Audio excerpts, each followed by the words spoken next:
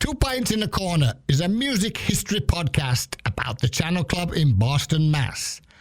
Dinky Dawson and Tony Raine are your hosts. They interview channel performers and workers, bringing out stories and memories of the great music and events that came through this iconic South Boston venue.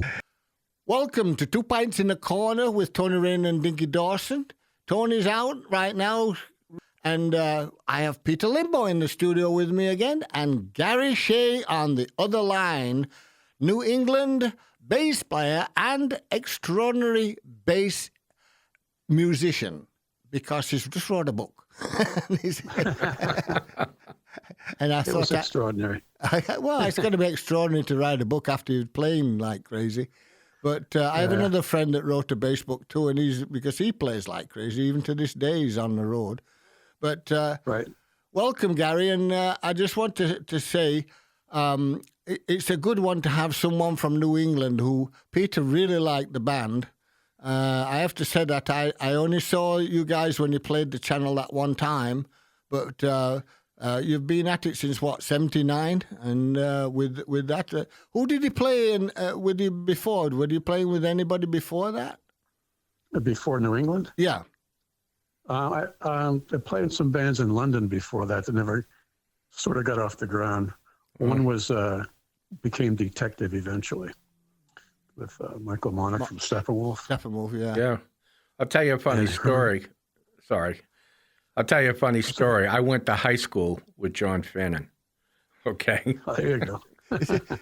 John was a good guitar player. I was a half-ass one, but right. We graduated. Were you an altar boy? I was an altar. Yes, I was. Yes, indeed. Cool. We graduated playing guys. We graduated together from Zaverian Brothers, and I was always an admirer of John's and the things he did. So, John's great. So now we've got a backbone of a band. It's Gary Shea, who's the backbone and the bass. Because I had John McVie when I first started with the bands, and ever since then I've had incredible bass players around me. In fact, I had Chuck Rainey come and work with us for the Steely Dan albums because I'd had him out with Jeff Beck. He was on that tour, and Walter says to me, he says, you ask Chuck play. I said, Chuck plays wonderful. You better get him over there. And next thing I know is we've got him playing on an album. I says, oh, Chuck is playing there. That's cool, you know. That's great. Yeah. So we want to hear some stories from you. What about the channel days? What did you come to see some of the groups and stuff to see what was going on? Yeah, I also played with Alcatraz. Oh, that's wow. right. Yeah. That was where it was. Yeah. That was. Yeah, it was us and Metal Church and somebody else. Do you remember the year? Probably the 86. 86. 86, 87, because Danny Johnson was our third guitarist. He was at that show, and the guy from Capitol Records made us a cake with the album cover on it. Wow. It was the Dangerous Games cover with the black Jaguar walking across the couch. Like a murder mystery kind of picture. And they made a cake of the album cover and brought it to us. That was kind of cool. That's all I remember of the gig. I'm not sure I would have been able to. A bunch of times. I don't think I would have been able to cut that cake, man. I think I just would have kept that for posterity. Hey, I had photographs of it for a while. I can't find them. We used to keep fruitcakes in England for if you got married, you'd put it away in the cupboard for the next 50 years, and then pull it out. Yeah, because it was a fruitcake. It wouldn't go off. I've known a few fruitcakes in my life in the music business. I was waiting for that one. Yeah, the fruitcake thing. So let's hear some stories from you from the channel days, because that's what we're here to talk about. Well, I mean, when we played the channel that one time with New England, I think the one time with Alcatraz, because we weren't home. We're usually on the road someplace. Yeah. So that was what a lot of people said we weren't a Boston band because we didn't play there 55 times. It's like, well, there's other places like Texas and California you got to worry about if you want to, be a national band. Got to get out around the country. So, but I went to see bands. I'm trying to come across scene there. Yeah, I lived in Brookline. I lived in Coolidge Corner for 15 years. We're on Beacon Street. Oh, so St. Mary's. So you did get into the scene then? I could walk to the Rat and Katie's right from my house. No big deal. I'm not sure I would admit that. In a few minutes. Going to the Rat. And then you walk to the Rat. Then after the Rat, you walk to the Channel. No, but because Channel was too far of a walk. I was going to say, get in a cab or something. And but the Channel after the Rat, a lot of people used to come. After the other venues closed in town, because we were still the latest on in the act. The main act was coming on after midnight anyway, so it was like, let's go and see what's going on at the Channel. You always got that rush at like 12:15. Exactly. Yeah, it's kind of out of the scene, away from. You could get away with more stuff staying open later because on the waterfront, as opposed to being in downtown in Kenmore Square with the lights on, and people saying, "Hey, you're supposed to be closed. You guys just stay open for a while and keep the party going." That was cool. Keep it going and keep it fun, Well, I'll tell you a weird story about that. One of my cousins was a Boston police officer, and he used to take the Friday or Saturday night duty at the Channel, and he loved it because once the club closed, he would have had a few drinks. So, I mean, they were known for keeping the lights on sort of until 3 or 4. 4 in the morning, Yeah, I have great fondness for the Boston Police Department. They're good guys. I drove cabs for Red Cab for a while. So did Jimmy Waldo. Oh, my. A Red Cab. While we were putting New England together, we spent 2 years rehearsing in Braintree and driving cabs at night. And one day I was in Kenmore Square in front of the Rat and decided it was lunchtime. I was going to turn around and go up to Brookline. And I turned around by the bus station right there in Kenmore Square and ran that light. Went around to the next light by Katie's and ran that light and took off up Beacon Street. And I got up by the Art Institute and the cops pulled me over. And they said, "Where you going, Shea?"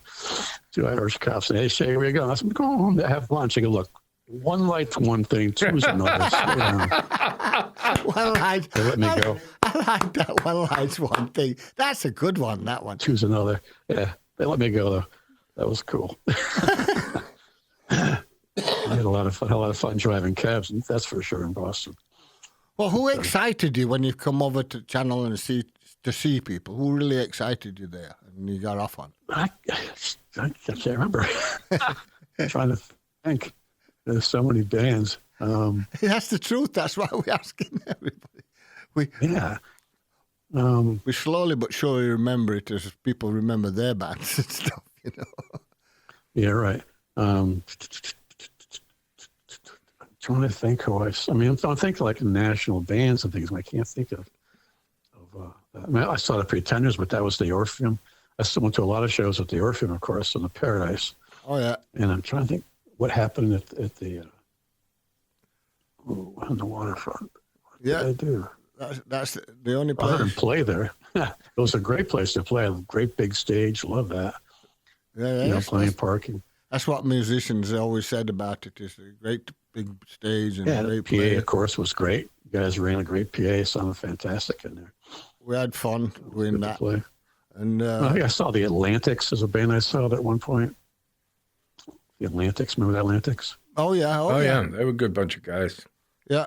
We're probably going to talk to Fred Pena. Fred Pena, yeah. We're going to probably give him a chat to come on here because every one of the guys that Sean McNally knows, like yourself and what have you, I said let's just have everybody that we can that knows the stuff, that played the stuff, and that's still doing the things. And when I got you on Facebook about you're doing your book for your bass book and stuff, I says we got to get Gary to come on here and have a couple of talks about the times he was there.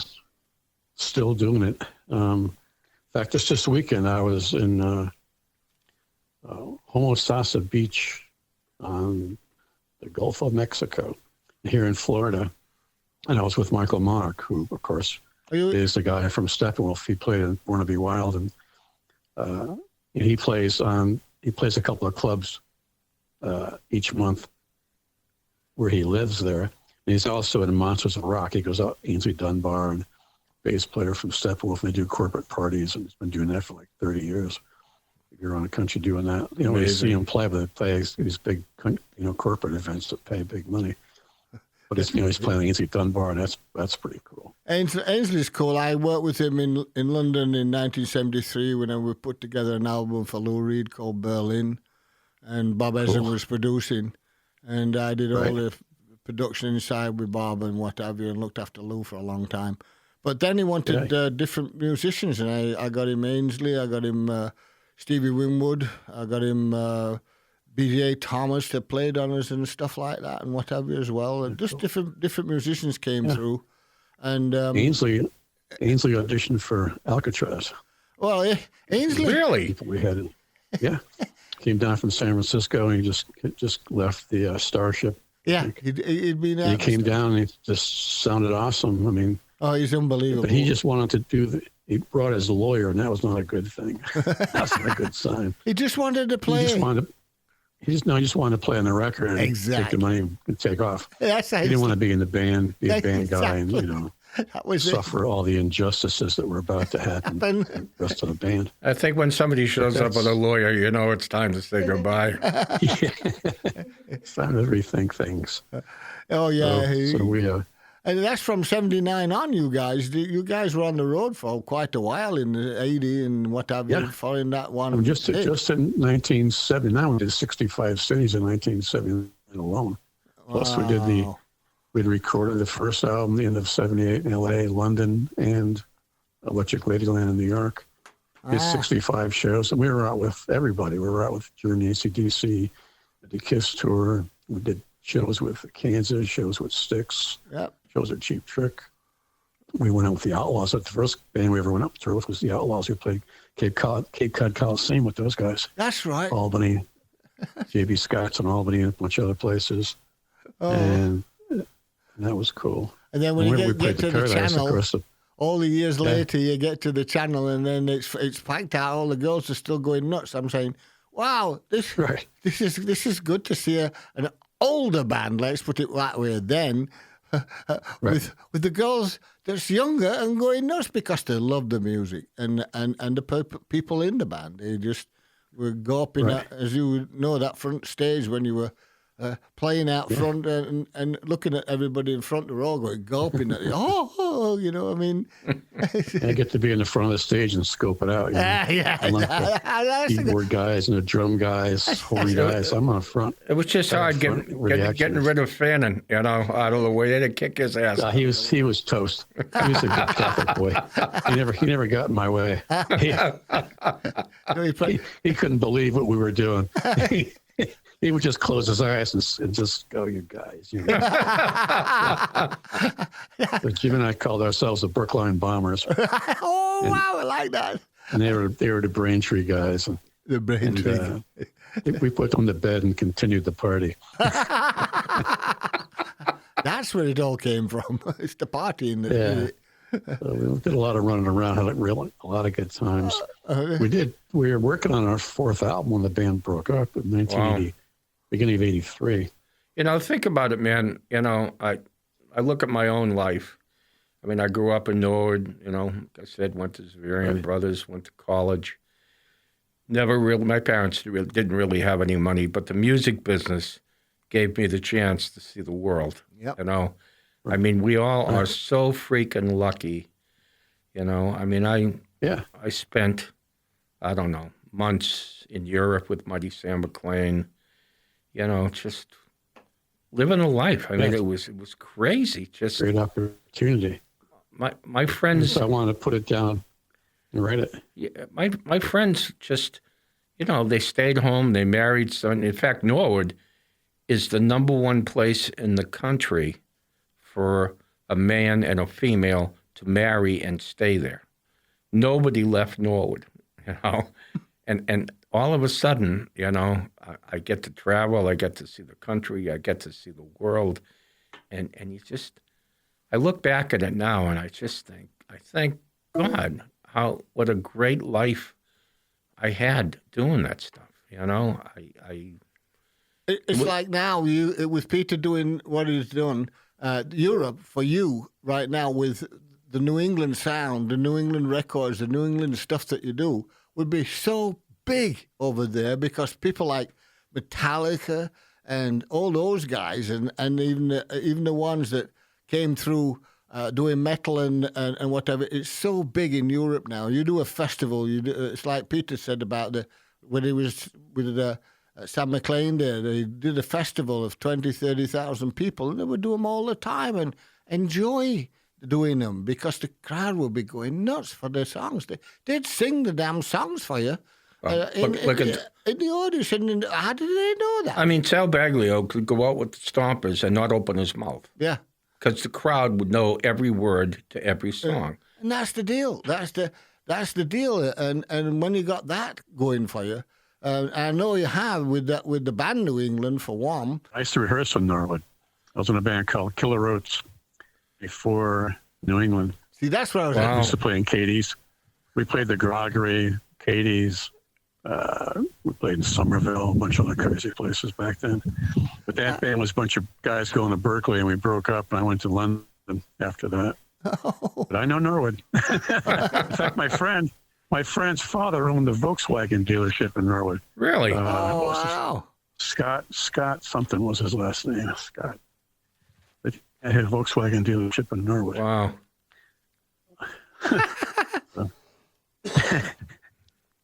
Stirring the cobwebs here of my brain. Yeah, we're going to chat with a gentleman that's still got a place in Norwood that he's built a few years ago called the Magic Room, and it's Des Desmond, which you probably know of from the Bentmen and umpteen other bands that played in town and what have you. And his wife Catherine and him used to have the museum, the rehearsal hall and stuff in town and what have you.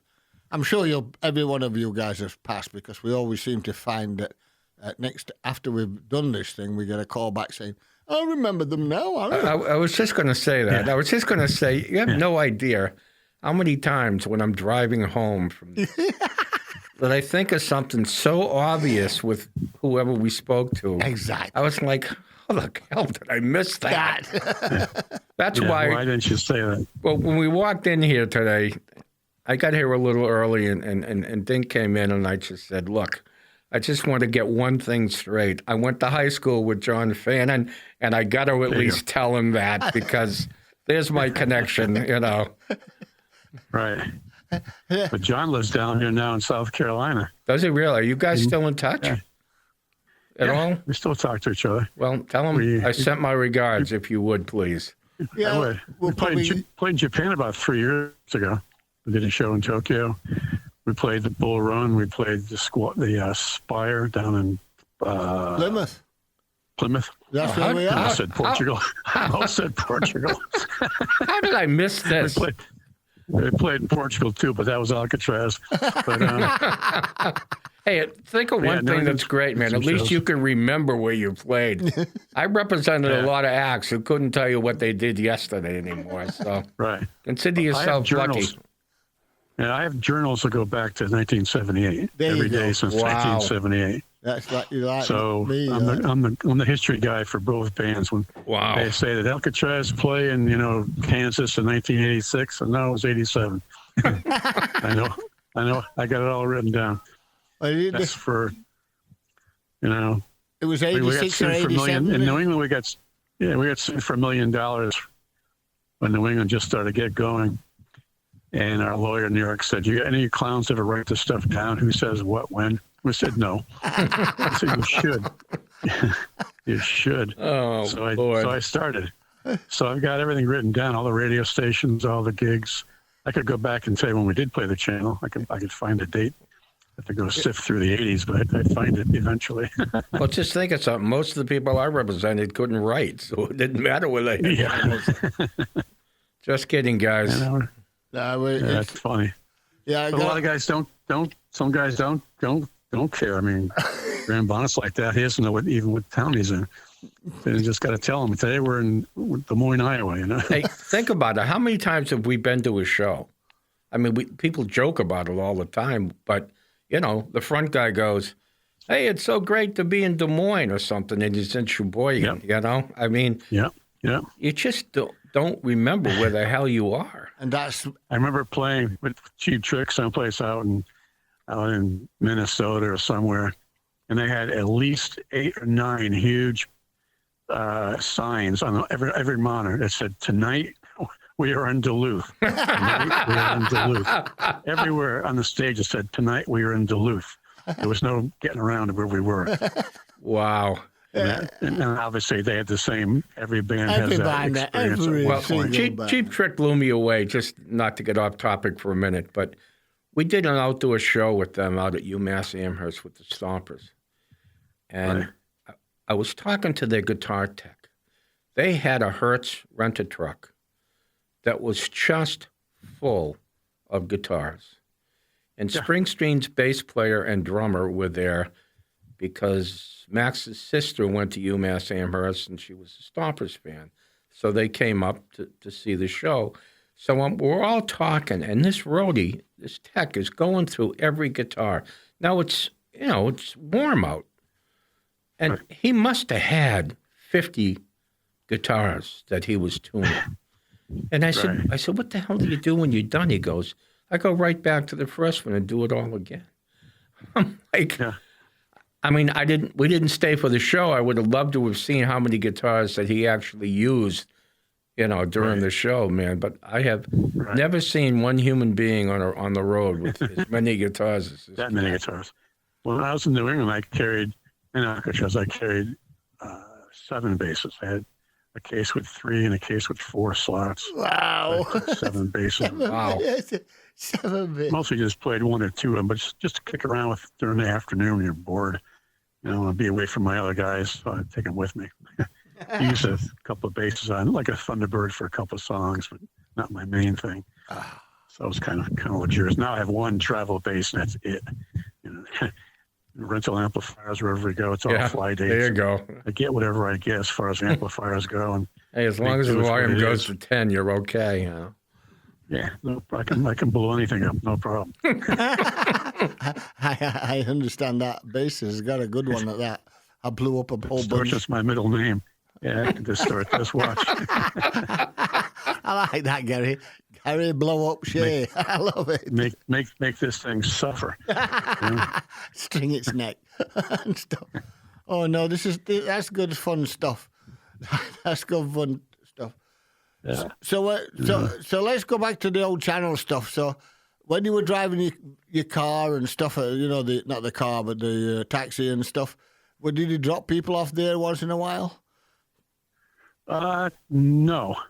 It was all in town, Johnny. It was just right around Brookline, like Harvard Street and Cleveland Circle and all that. At nighttime, those BU guys going to the bars in Kenmore Square and the maids going from South Brookline back down to Roxbury, and they said, "Now, young man, you make sure you lock your doors and you drop me off." Said, "No, don't worry, lady." I know. The cops will say, "You go down Heath Street, just go down there, slow down for the lights, and keep going. We're not going to come get you if something goes wrong." My grandmother lived in the Heath Street projects. I know it well. Yeah. I used to go down there all the time. So, but never anybody going out to the channel and the cabs and stuff, because most of those people haven't got money to take a cab. Cabs back then were expensive. I couldn't take one. I drove one. Usually people I had no car, and I took the subway. Yeah, that's it. And walk across from Chinatown. Yeah. I knew people that did that a lot, walk across from Chinatown, and then try to get back after the show and got all messed up because they were so trashed. Right. And stuff like that. And a lot of it was after 1982. What year did the channel close? 1992. Oh, see, because I left town in 82. That's a big reason I go blank. I came back with Alcatraz, but we were based in Los Angeles. So we were on tour with whatever. And so my recollection of the club only goes up to about 82, 83 when New England broke up, and we all went to Los Angeles and started playing with Vinny Casano and Vinnie Vincent. And then from there, Jim and I started Alcatraz. And that became our home base for another 15 years of being LA guys. So that's why my memory kind of going blank. Who did I see? I don't remember. I wasn't there. That's part of it. And that's why New England. You played at New England April 10th, 1982, with the Lifters and the Dogs.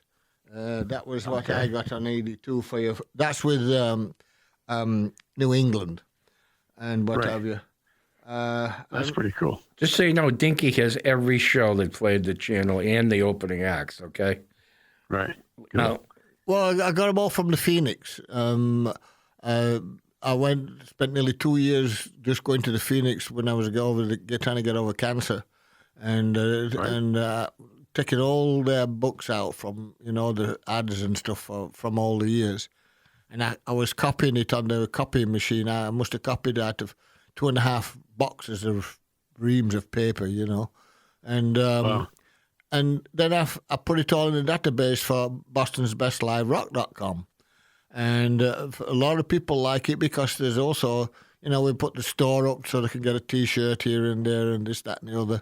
And and remember memories from that, that kind of stuff and what have you. Right. And then we started figuring about when Tony got sick, or before he got sick, and then I was sick already, so... Hey, let's just go and do this podcast. And then Harry and Peter got this one that they were talking about nothing but something totally different than the club. And it was all talking about people and stuff. And we're talking about you guys having fun and playing and using your minds and using your hands and your drinking like crazy and having a good old time. well, we were talking to somebody a couple of weeks ago, and I can remember just going to the channel, like, to meet my lawyer or Howie Cusack, the band's agents. How we get more work done on a Friday night at the channel over a couple of drinks than I did all week long sitting in my office at my desk. It was always like that. It was always like that for you guys. That's why musicians like yourself would be in there all the time to sort stuff out. Let's see what people are doing in town, and let's get some ideas and whatever. And also when you're seeing people like, from the past of like Roy Orbison, and all the good stuff that used to come through from that era, the 60s and the 70s and stuff that come through. You got all kinds of stuff. And then all of a sudden... We used to drive up from Connecticut to see bands at the Tea Party, like Humble Pie. And, Sure. That's the thing. It gets you inspired for what you're going to do next, and then all of a sudden you can say, "Well, I had that note before, but I know so and so did it, and let me just do it even better." Yeah, and we came up with this, said someday I want to play at the Orpheum, and we did that twice. We played once with Nazareth, New England Nazareth, and New England Joe Perry. Isn't it great? Orpheum. I mean, talk about a kid's dream, right? In your own hometown. I mean, give me a break. It's amazing. I talk to people a lot. I like everybody else, I moved on from the music business. But you go back, mostly through Facebook, which is funny, but I reconnect with people, and everybody's got a story, Everybody. Right. And it's so cool. I mean, my wife now was not involved at all in the music business, and she's getting off on all of this stuff. I mean, she sat through my interview with Dinky and Tony, and I said to myself, "This is going to lead me to freaking divorce court on the way home." I could just sense this coming. Right. And she had a freaking blast. I mean, we were almost together for 3 hours. Remember? Yeah. Right. And I was like, and again, Peter, were you friends with Rick Aliberti and Ron Pennell and all those guys? Oh yeah, Ron did all my photographs. He did all my pictures and stuff. Sure. I know we met way back then. I know your name for sure. I definitely recall your name. Well, I managed the Stompers. I managed Fahrenheit. Right. I managed Daryl Martini, the Cosmic Muffin, Bobby Whitlock from Derek and the Dominoes, and Mighty Sam McLean a little later on, who was a blues gospel singer. Right. So that's kind of I spent same group of people, the scene. I mean, that's cool. Ron did a lot of our stuff too. Ron, photography wise, Ron was terrific. I know a lot of younger guys came along, and but Ron, to me, he just took. He did all that Led Zeppelin photos. Yeah. I mean, Nugent covers and Aerosmith. You just look at his resume, man, and it scares the hell out of me. He was so good. And he had fun doing it. That's the most important thing about it. That's why some of the stuff that I've seen is captured. Some of the best pictures that he took of my acts were done like he's got one more photograph on his roll, you know. Right. And he say, all right, guys, just walk around, do this, do that.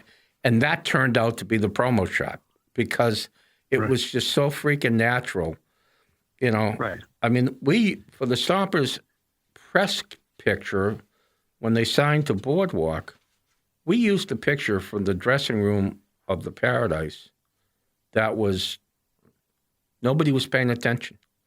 And he said something, everybody looked, he snapped the photograph, it was the last picture on the roll, and that became the promo picture. I mean, it was wild. Yeah. It's because it's real. You can't try hard in photography. Exactly right, man. Exactly right. He had a real good friend, a young assistant named Paul McAlpine. Oh, yeah. A little photographer, too. Yeah. Paul took a lot of our stuff. I remember him as well, yeah. Yeah. And I almost got married to one of Ron's friends. Oh, no. Wow. Wow. That went on for about the whole time when I was in New England with 3 years. And we broke up. The band broke up kind of the same time, and off we went to Los Angeles. So when you look back, I mean, this is just a curiosity question. You know, when you look back, did you have a great life in this business? Silence is golden. What's that? Did you get that one? No, and here we go. Oh, I just asked you, if you look back at your music life, Right. you know, do you remember a good life? Do you remember a hard life? I mean, you know, when you look back, what do you think? Oh, I definitely worked hard to do what we're doing, but it was good work, and we had a great time. I'm very fortunate, and I always say, you know, I may not have come out of the whole thing really rich with 12 cars and 5 houses, but you know, I got a nice house in Florida, a nice car, and I've done, I don't know, 27 albums or something like that. I've done around the world. 27. I just got done. That's great. Yeah, Alcatraz. We're still playing. We just did. What did we do? We did 9 countries in Europe just recently. That's amazing. We did, still playing from that time. We did 16 shows in 9 countries in 19 days. Wow. Oh, that's good stuff. I like that. Portugal, Switzerland, Luxembourg, the whole 9 yards.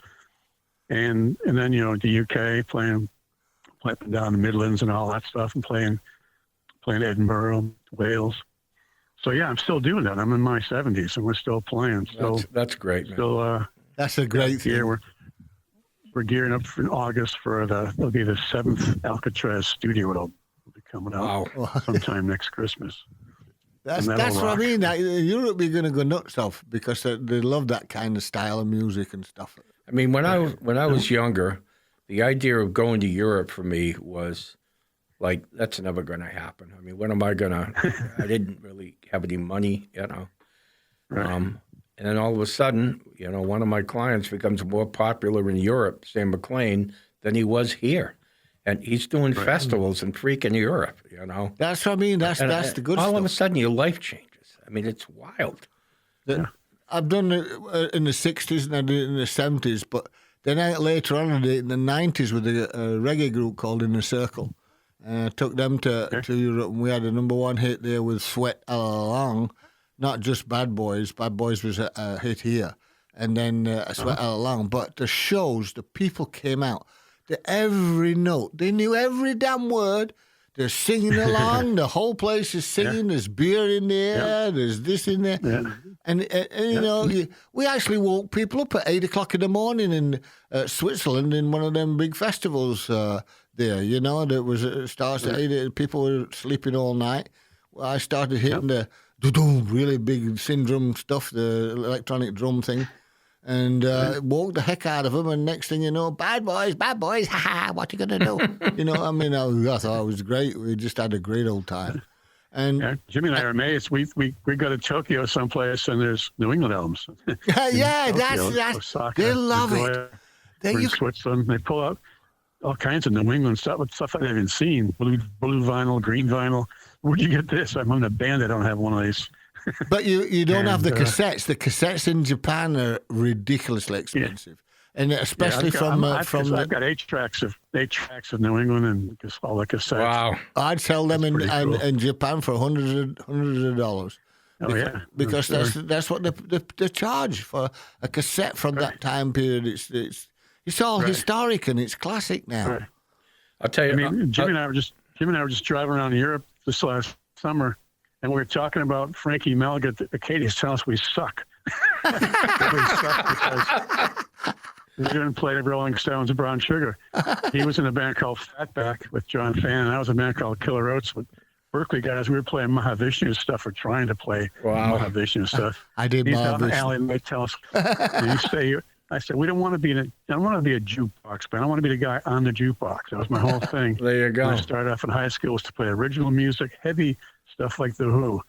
No wimpy stuff, no flannel shirts and acoustic guitars and all that stuff. I want some heavy duty rock. You can blame me for Mahavishnu. You know, it's funny. I became friends with Gary U.S. Bonds, Quarter to Three and Twist Fist and all those songs from the 60s. He lived on Long Island, and our engineer, Glenn Kalakan, who engineered the Stompers' first record down there in Saginaw, brought him in, and he was the most partiest guy at his age I ever saw in my life. I mean, he ended up falling asleep in my hotel room floor and stayed there all night. He was so cold. But anyways, he told a story about going into a record store somewhere and seeing one of his albums, which he didn't have. And he went, oh, my God, I don't have this record. And so he went up to the register with a $20 bill. Right. Because it was $15. And the guy goes, excuse me, sir, that's $150 for this. and he went, wait a minute. 150? I'm that guy on the cover. Right. And the guy goes, who are you? He goes, Gary, I'm Gary U.S. Bonds. That's my record. How can it be $150? Right. It didn't cost $150 to make. We recorded it in my garage, which was true. Exactly. Yeah. And so, of course, he pulls out his ID, and his real name was Gary Alexander, and the guy never believed him. And I said to him, did you buy the record? He goes, hell no. I'm not paying $150 for a record I made. I was like... I went to a KISS convention in Detroit with a friend of mine. It was a record convention, not a KISS thing. It was a record convention, a big one, like 100 vendors and stuff. Yep. And I came across a live someplace Alcatraz CD. It was $20, and it was some bootleg baloney thing. And I said, I'm going to get it. So I paid for it. I didn't tell the guy that I'm in Alcatraz. I didn't say a word to the guy that was selling it. I gave him $20. And the funny part was we were walking away, and this older man security guy came up to me and my friend. He goes, excuse me, sir, but did you pay for that? He thought maybe I just shoplifted the CD. And I said, mister, I paid for this in blood. That's a good one. I paid for it. What a great line. Yes, what a great line. In blood, mister. And he went, oh, okay. He had no idea what I was talking about. Just an old guy trying to do that's hilarious. Job, That's hilarious. Shoplifting the stupid thing. I don't want to say it's a piece of junk some asshole recorded with sounds like dog shit, I'm sure. So you said earlier that you were trying to play a lot of the Mahavishnu stuff and whatever, the fusion. I'm the guy that worked with Mahavishnu from 1972 through 73, through 74, all the way through until even the second band. Right. And the first band was amazing live. But, if you're going to listen to note by note, you've got to hear something like that. It's just definitely. Oh, yeah. Those guys, Weather Report, was some great stuff. And especially with Berkeley being, there's all kinds of great players. And that's why I went to Boston rather than going down to New York City. I grew up in Connecticut. I want to go to Boston. Yeah. And then I always wanted to go to England. And then when the draft got over with, when Nixon got out of Vietnam and all that. I said, now I'm free to go to England. So I packed up my stuff, and I was living in Coolidge Corner, a bunch of guys at a real nice house right off of Harvard Street, and put the whole thing down. I said, I can always get another apartment. I can always come back. They said, you're crazy. I said, I'm going to go by myself. I got an airplane. I went, and I wound up at a party that night with the Pink Fairies and the MC5. Wow. First party. And off I went, and I love it. I met Michael Corby, who started the Babies. He wanted me to be in the Babies, and I said no. And then I filtered through a bunch of other things and wound up with, like I was saying, Michael from Steppenwolf, and hanging out with Luther Groza from Spooky Tooth and recording at his house, doing demos with those guys, and wound up with Peter French, who was in Cactus, and they had just broken up because Carmine and Tim Bogart were going to join Jeff Beck. So Peter came back to England and joined a band. I had to add a melody maker for a singer. And it was me and Herman Mirabel, who eventually joined the Scorpions, a guitar player from New York. And then Herman and I got kicked out of the country for visa problems, and I came back to the States, and that's when I met John Fannin and Jimmy and Hirsch. It was after that point. They thought I was making all this stuff up. I don't think they believed me. But I was hanging out, staying at Luther's house and doing all these things. I don't think they believed me, but the truth is stranger than fiction. There you go, man. Always. On that note, we're going to have to call it on this one because it's time up for us. And but the thing is this is fun stuff because the stories, it's not just channel oriented, but Gary Shea oriented in his life. It's good stuff. I mean, we can't grumble at any of it. I mean, and you got to keep going. That's what we want you to do, is because that's the. I'm in my 70s, not well at all. But if I don't keep going with the mind on this stuff, I wouldn't be here. I know that for a fact. Right. I'm enjoying reminiscing in a lot of ways, and having people around me that does the same as me, that wants to do that same thing and have a good time. And it's different as we all are and were. Yeah. We all have similar stories. All of us. I've done, 5 or 6 of these things, and it's amazing to think about. That's like a brotherhood. Exactly. That is the word, my friend. That is the word. Thank you, Gary, we're going to use that one. Musicians I've met, 1,000 guys around the country, overseas that play in bands. That's why my book, No Bass, No Party, is out right now. It's all about, being in high school and getting a guitar and getting kicked out of high school in Connecticut, saying we're going to play Madison Square Garden. Well, we did twice. You see, that's awesome. it. That's the thing. That's what we love. We love that stuff. Peter and I just all of it. All right, Gary. Hey, say hi to John for me if you talk to him, will you, please? I will do that. It's great talking to you, Peter. Thank you. Great. It's great. Listen, remember, thank you. No bass, no party. Without the bass, there's no thump. There's no party without the bass. That's daddy be truth. Thank you, and thank you very, very, very, very much, Gary Shea, on 2 Pints in a Corner. We'll be now closing out. Cheers. Cheers, man. Take care, man. Thank you. This was great. Thank you, Gary. That was great. Thank you very much. Okay, guys. Have a good one. Talk to you again soon. Definitely. Bye. Take care.